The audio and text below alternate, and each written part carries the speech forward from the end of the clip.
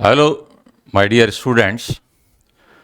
आज एक चैप्टर है एनसीईआरटी 11th बायोलॉजी में, जिसको कॉमनली जाना जाता है endocrine systems. Endocrine system, it is a system which is made by endocrine glands and the hormones which are released in blood from these endocrine glands. What is an endocrine gland? सबसे पहले तो अपन ये देखें कि endocrine gland होती क्या है। Endocrine gland इस तरह की ग्लैंड है जिसमें किसी तरह की कोई डक्ट नहीं होती। Endocrine gland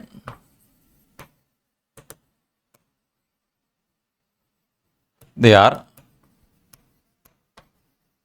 ductless glands and their secretions, they are called as hormones, which are released in blood. There is a simple biology regarding control and coordination कि एक न्यूरॉन बॉडी की हर सेल को इनर्वेट नहीं कर सकती, हर cell तक उसकी approach पहुंच नहीं होती, इसलिए हर सेल का रेगुलेशन न्यूरॉन नहीं कर सकती। तो बॉडी को कंट्रोल करने के लिए आपके सामने ये एक और सिस्टम मौजूद है जिसका नाम है एंडोक्राइन सिस्टम।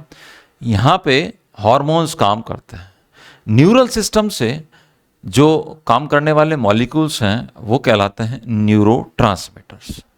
यहाँ पे हार्मोन्स वही काम करते हैं जो एक न्यूरोट्रांसमीटर काम करता है, यानी कि एक सेल से एक जगह से इंफॉर्मेशन को दूसरी जगह पे ले जाने का। न्यूरॉन का इंफॉर्मेशन ले जाने के लिए दूसरी सेल से फिजिकल कांटेक्ट होना ज़रूरी है, लेकिन एक हार्मोन के लिए ये ज़रूरी नहीं है। हार्मोन जिस ग्लैंड से रिलीज होता है तो सबसे पहले ब्लड में रिलीज होता है और ब्लड के थ्रू पूरे बॉडी में ट्रैवल करता है।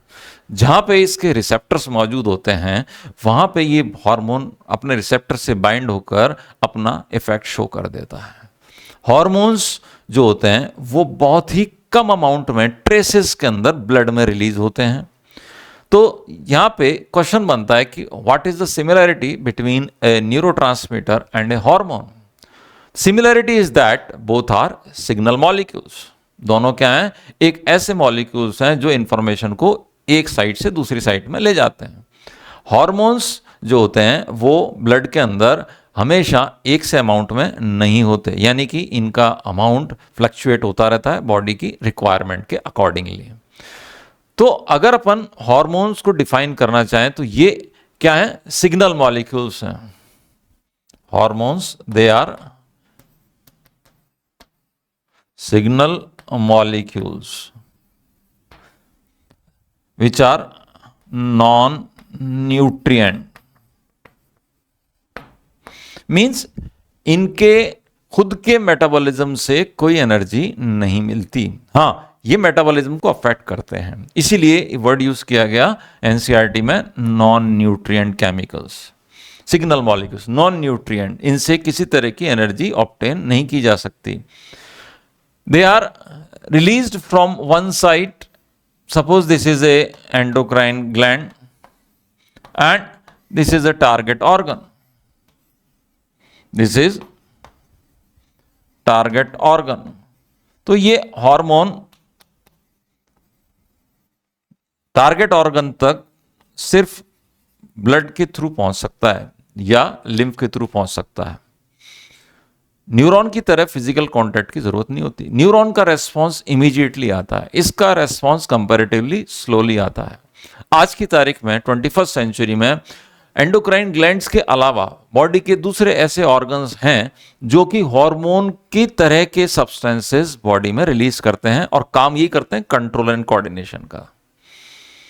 तो बॉडी के अंदर का एनवायरनमेंट बॉडी के बाहर के एनवायरनमेंट से और बॉडी के अंदर के एनवायरनमेंट से दोनों तरह से इक्विलिब्रियम में रहता है, और यह कंडीशन कहलाती है होमियोस्टैसिस। होमियोस्टैसिस होमियोस्टैसिस को मेंटेन करने के लिए एंडोक्राइन ग्लैंड्स भी ज़रूरी हैं। जिनसे हार्मोन प्रोड्यूस हो रहे हैं, न्यूरॉन्स भी ज़रूरी हैं, न्यूरल सिस्टम का भी काम होता है और बॉडी के दूसरे ऑर्गन्स भी सिंक्रोनाइज वे में काम करते हैं, तभी जाके वो होम्योस्टेसिस बना रहता है। होम्योस्टेसिस का मतलब होता है बॉडी के इंटरनल एनवायरनमेंट को बॉडी के सराउंडिंग या इंटरनल चेंजेस के अकॉर्डिंगली एडजस्ट कर लेना। This is homeostasis. It is a complex phenomena. Hormones play a crucial role in maintaining homeostasis. Homeostasis को बनाए रखने के लिए हॉर्मोन्स एक इंपॉर्टेंट रोल प्ले करते हैं। इनके मेटाबॉलिज्म से कोई एनर्जी रिलीज नहीं होती। ये डिस्टेंट ऑर्गन पे काम करते हैं। Endocrine glands they are ductless gland. तो ये कुछ एक बेसिक बातें हो गई। अपने बॉडी के अंदर there are number of endocrine glands जिनको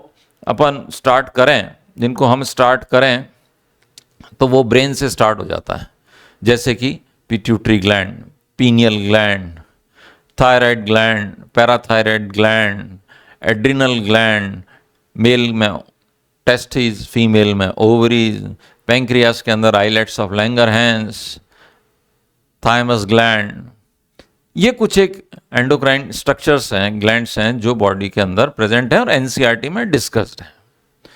कुछ पॉइंट ऐसे हैं जिनको अगर अपन ब्रॉडली देखें तो ये चैप्टर आपको क्यों इंपॉर्टेंट है, क्योंकि ये क्लास 12th का जो चैप्टर है आपका ह्यूमन रिप्रोडक्शन, उसको समझने के लिए इन ग्लैंड्स को समझना और इनके थ्रू जो रिलीज हो रहे हैं हार्मोन उनको समझना, उनकी फंक्शनिंग को अंडरस्टैंड करना वो नेसेसिटेट कर देता है। अगर यहाँ पे टॉपिक क्लियर नहीं होगा तो आपको ह्यूमन रिप्रोडक्शन को समझने में भी प्रॉब्लम आएगी, इसलिए इस चैप्टर की इंपॉर्टेंस और ज़्यादा हो जाती है।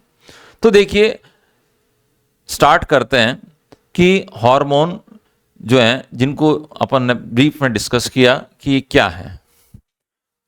सबसे पहले मैं डिस्कस कर रहा हूं, एक ऑर्गन है ब्रेन के अंदर एक पार्ट है रादर, उसका नाम है हाइपोथैलेमस।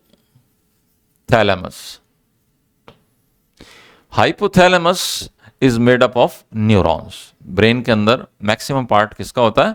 न्यूरॉन्स का होता है। तो इसके अंदर जो न्यूरॉन्स है ना, they work as endocrine sales.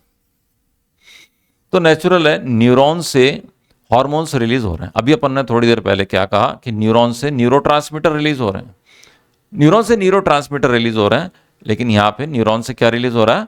Hormones release हो रहे हैं। इसीलिए हाइपोथैलेमिक हार्मोन्स को अपन न्यूरो हार्मोन्स भी कह देते हैं। They are also called as neuro hormones. hypothalamic hormones are hypothalamic hormones, they are neurohormones। सारे के सारे केमिकली ये पेप्टाइड्स होते हैं। दे आर ऑल पेप्टाइड्स, यानी कि chain of amino acid, chain of amino acid होते हैं। ठीक है, समझने के लिए इनके फंक्शन के बेसिस पे इनको दो कैटेगरी में डिवाइड किया गया। अब एक ग्लैंड है जो किसी जमाने में मास्टर ग्लैंड मानी जाती थी, पिट्यूटरी ग्लैंड। उस पे इन हार्मोन्स का सीधा रेगुलेशन रहता है। सपोज कीजिए मैंने यहां पे लिखा हाइपोथैलेमस और ये हो गया पिट्यूटरी ग्लैंड। पिट्यूटरी ग्लैंड के दो पार्ट हैं, एडिनो हाइपोफाइसिस या एंटीरियर लोब, और ये पार्ट है neuro hypophysis. Neuro hypophysis posterior pituitary. Colour यहां पे मैं दूसरा यूज कर लेता हूं।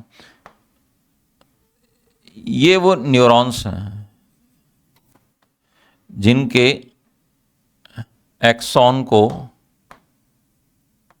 यूज किया जाता है हार्मोन के ट्रांसपोर्ट के लिए। किस काम के लिए?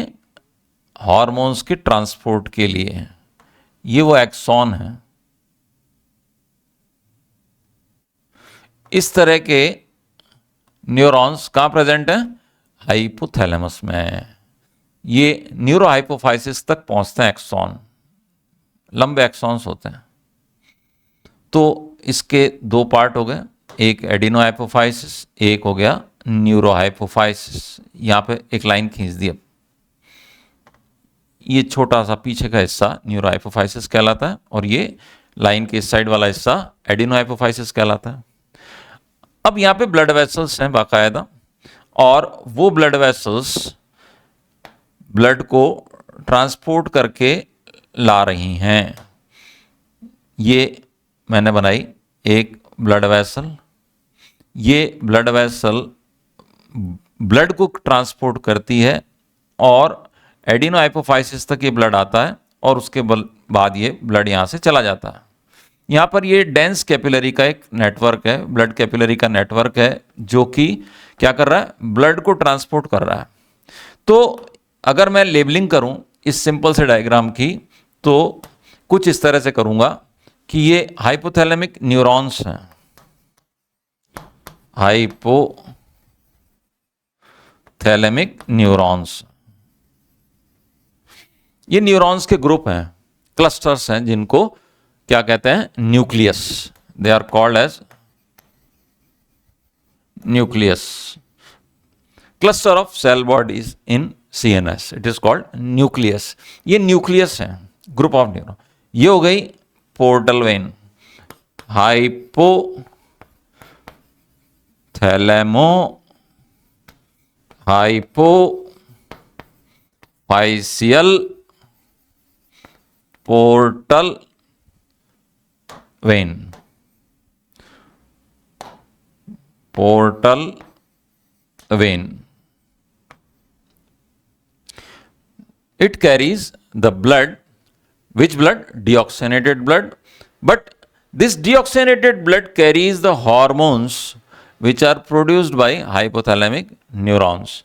These hormones, which are called as neurohormones, they travel with this portal vein to the adenohypophysis. Now, we can see that adenohypophysis is the greater part of the pituitary gland and neurohypophysis a little bit smaller part of the pituitary gland. The hormones of hypothalamus, they perform a regulatory function on adenohypophysis.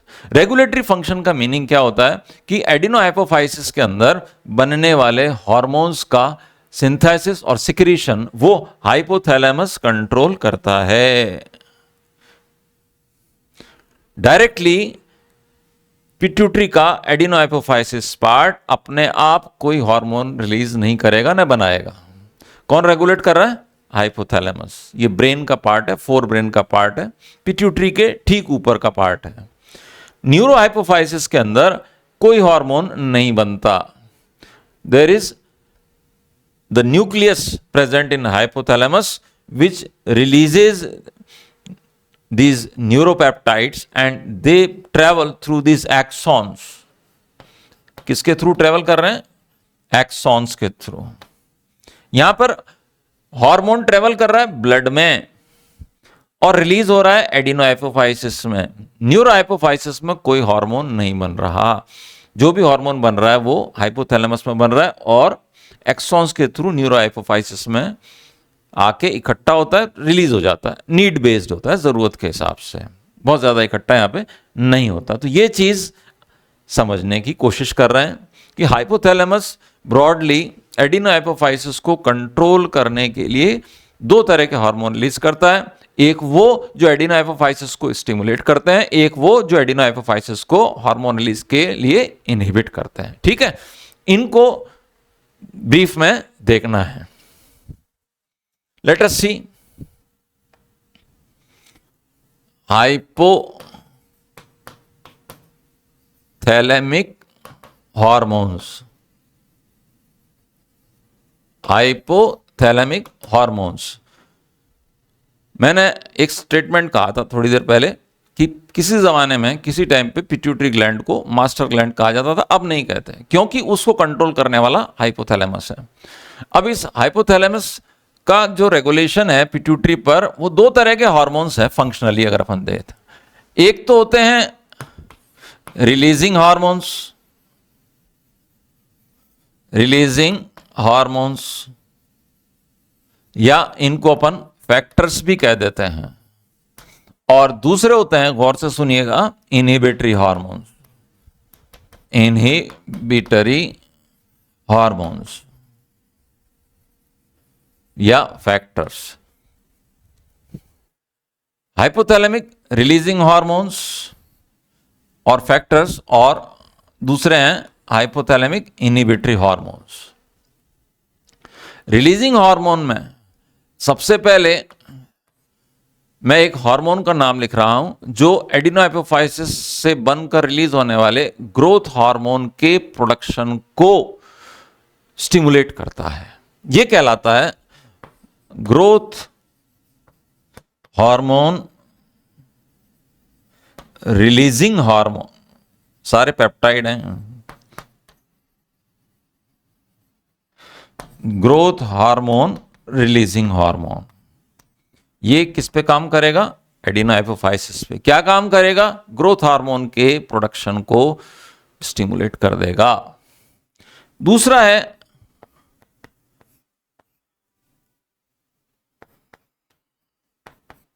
Thyrotropic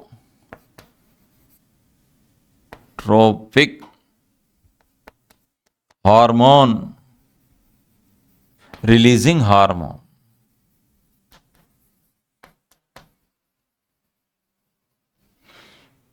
TRH कहलाता है। TRH, thyrotropin releasing hormone. ये क्या काम करेगा?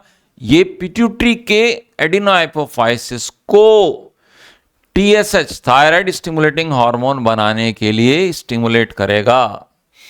इनको target organs का अपन नाम लिखे हैं, या टारगेट हार्मोन का अपन नाम लिखे हैं, तो ये क्या काम कर रहा है? ग्रोथ हार्मोन के प्रोडक्शन को इंक्रीज करता है। ये क्या काम करता है? टीएसएच के प्रोडक्शन को स्टिमुलेट करता है या इंक्रीज करता है। ऐसे आप इसको याद रखना जरूरी है। थर्ड है नंबर 3, वो है ACTH-RH या एड्रीनो कॉर्टिकोट्रोपिक हार्मोन। शॉर्ट में इसको बोला CRH, कॉर्टिकोट्रोपिन रिलीजिंग हार्मोन। आपने एड्रिनल ग्लैंड का नाम सबने सुन रखा है। एड्रिनल ग्लैंड बॉडी के मेटाबॉलिक एक्टिविटीज को अलग अलग तरह से इन्फ्लुएंस करती है। एड्रिनल ग्लैंड के दो पार्ट होते हैं, आउटर कॉर्टेक्स और इनर मेडुला। कॉर्टेक्स के भी फर्दर जोन्स होते हैं जिनको हम पढ़ेंगे एड्रिनल ग्लैंड के अंदर। फिलहाल इस वर्ड को देखिए आप, कॉर्टिकोट्रोपिक। कॉर्टेक्स पार्ट को स्टिमुलेट करता है। क्या काम करवाएगा? ये हार्मोन डायरेक्टली एड्रिनल पे वर्क नहीं करेगा, लेकिन क्या काम करेगा? पिट्यूटरी ग्लैंड से ACTH, एड्रिनो कॉर्टिकोट्रोपिक हार्मोन, ACTH के प्रोडक्शन को स्टिमुलेट कर देगा। ACTH, एड्रिनो कॉर्टिकोट्रोपिक हार्मोन, इसके प्रोडक्शन को बढ़ा देता है।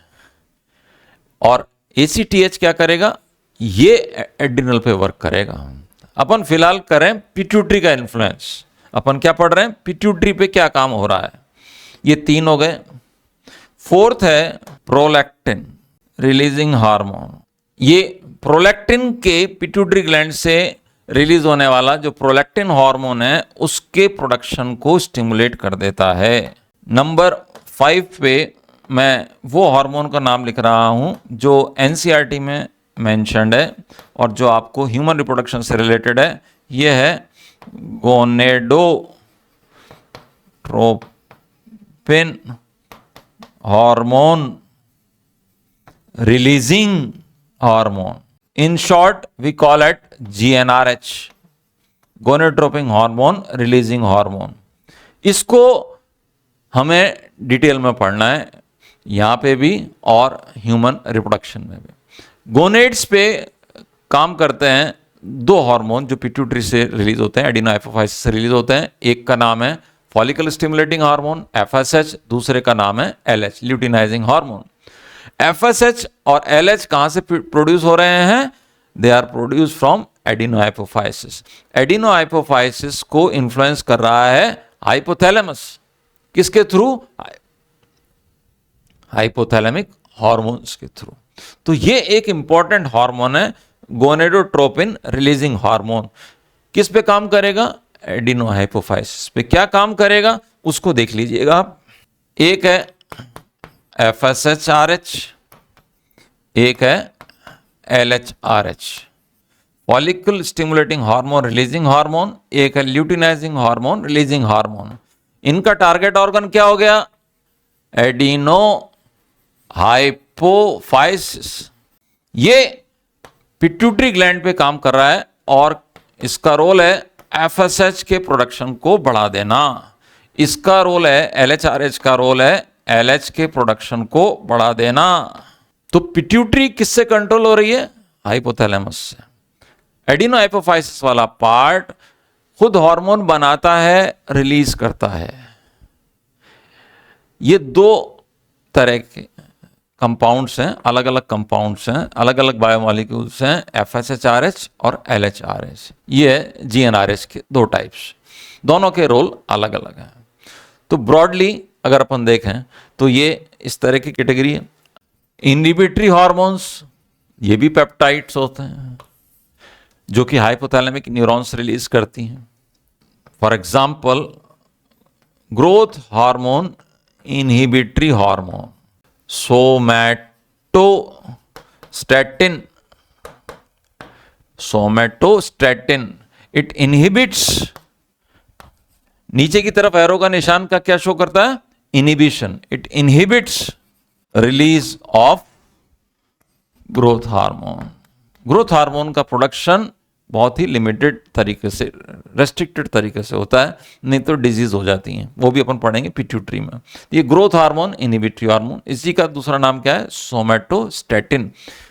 इसी तरह से मैं एक और हार्मोन का नाम लिख रहा हूं यहां पे, डोपामीन। देखिए ये एक न्यूरोट्रांसमीटर भी है और हार्मोन का भी काम करता है।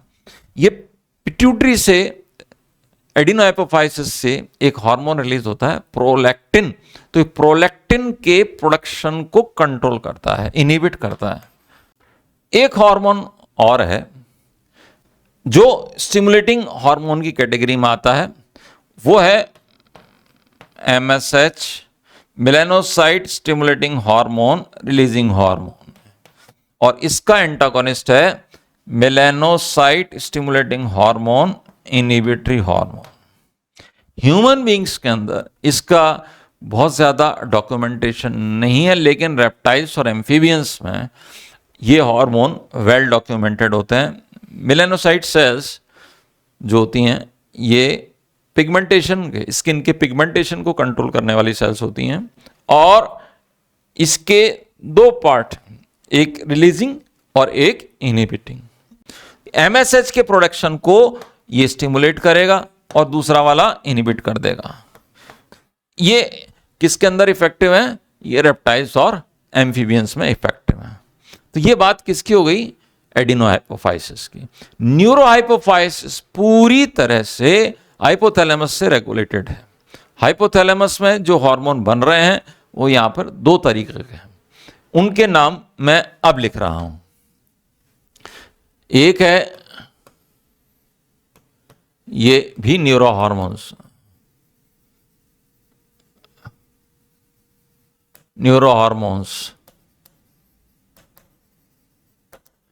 synthesized in hypothalamus and by axons.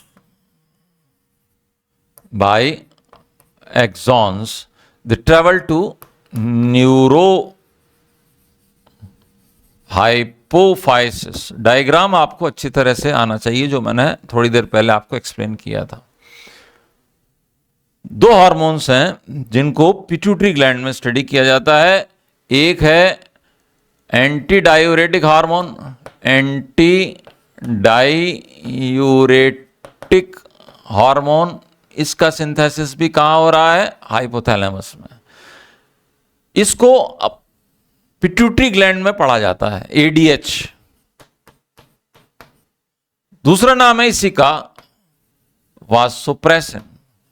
मैं यहां पर इसलिए डिस्कस कर रहा हूं इंटेंशनली, क्योंकि इसमें जो क्वेश्चन आते हैं उसमें स्टूडेंट्स नीट वाले अनुमान कंफ्यूज रहते हैं कि हाइपोथैलेमस में एडीएच बनता है और न्यूरो हाइपोफाइसिस से बन के रिलीज होता है। ये लाइन याद रखनी पड़ेगी आपको। इसी तरह से एक और हार्मोन है जिसका नाम है ऑक्सीटोसिन। यह भी कहां बन रहा है? हाइपोथैलेमस में। न्यूरॉन्स के एक्सॉन्स के थ्रू न्यूरो हाइपोफाइसिस से रिलीज होता है। स्मूथ मसल का कॉन्ट्रैक्शन उसको स्टिमुलेट करता है। जब हम पिट्यूटरी को पढ़ेंगे, न्यूरो हाइपोफाइसिस को पढ़ेंगे, तो इसका रोल आपको डिस्कस करना पड़ेगा। फिलहाल अपन क्या पढ़ रहे हैं? हाइपोथैलेमस। तो हाइपोथैलेमस से बनने वाले दो न्यूरो हार्मोन्स वो ये भी हैं, एडीएच या वासोप्रेसिन, और दूसरा है oxytocin. They are released from neuro hypophysis. कहां से रिलीज हो रहे हैं? न्यूरो हाइपोफाइसिस से। सिंथेसिस कहां हो रहा है? Hypothalamus. Neurohormones synthesized in hypothalamus by axons, it reaches to the neurohypophysis and they are released from here, released in blood. So if we call hypothalamus as a master of master's gland, master of master gland, pituitary, which was earlier called as master gland, it is no more a master gland because it is controlled by hypothalamus. तो इस lecture में इतना ही। Thank you very much. Please like and subscribe my channel MI Sir Classes. Thank you very much.